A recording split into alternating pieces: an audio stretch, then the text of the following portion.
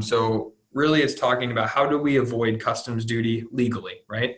And so there's really a few things. We have the duty avoidance side of life. So how do we just not pay it on the front end? And then we have the duty recovery side of life on, hey, we've already paid it, but I need to get it back. So on the duty avoidance side, we're talking about things like TIVs.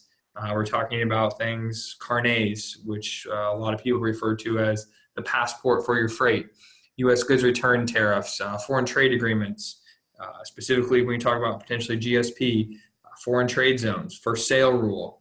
On the duty recovery side, duty drawback. And then you look at some of these new Section 232, Section 301, and how do they fit into both duty avoidance, and then if we didn't avoid it, can we at least recover it potentially at some point?